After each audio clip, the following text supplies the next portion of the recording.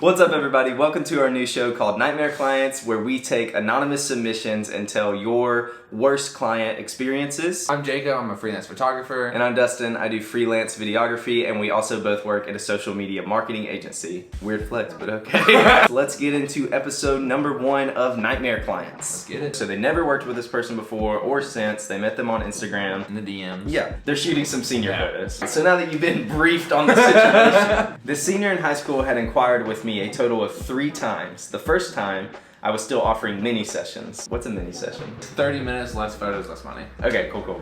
The session was set in stone, and when I went to meet her at 3 o'clock, which is when the session was supposed to start, I noticed she was late. 10 minutes turned to 20 minutes. I texted her saying I'd have to charge her extra, and she didn't like that, so she bailed.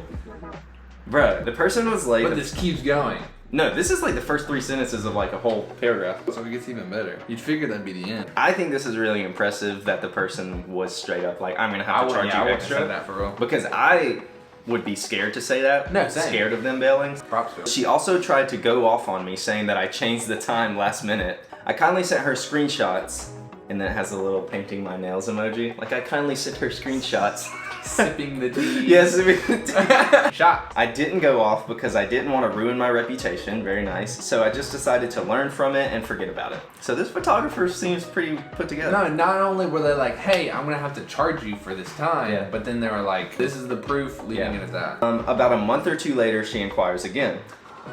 I wouldn't have replied. She came back, dude. I tell her I do not offer mini sessions anymore, and she didn't like that, so I told her I'd recommend other photographers. She just stopped responding.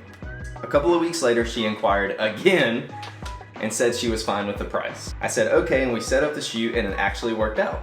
Okay, 3rd time's a charm. I would have been super uncomfortable. Yeah, that dude, entire oh my shoot. gosh. And they were 10 minutes late. Finally, the session ends, and I edit the photos and send her the gallery. Slightly relieved because she was some work. So Bro, it's all over. Freaking doubt it. It's all over. But no, she texts me the next day asking for a couple of pics. Bro, this is I've gotten that so many times. This is like the client thing to do for photographers. I don't understand. She texts me the next day asking for a couple of pics, unedited.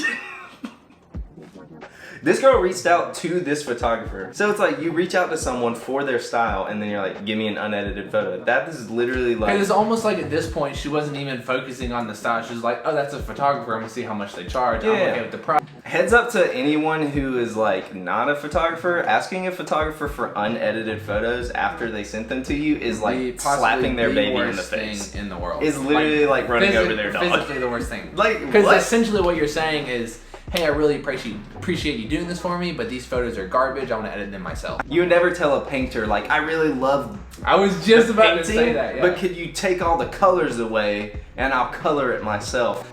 I told her I'd send 1 pic unedited.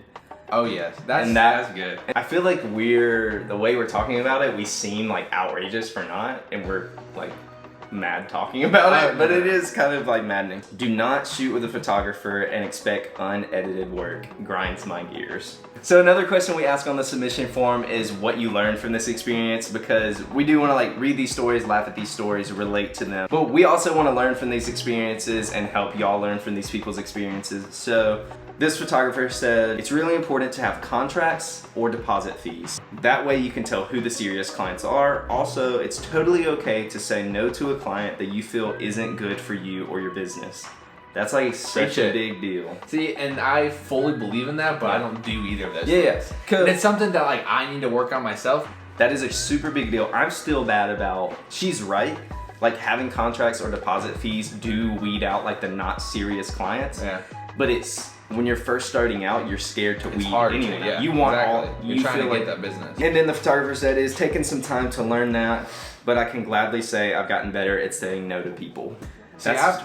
And I've never said no to anyone before, is the thing. And it's like, I've had clients where I've been like, I don't really want to do this, but I'm going to do it anyways because either A, I need / want the money, or I just want this for my portfolio and I want this.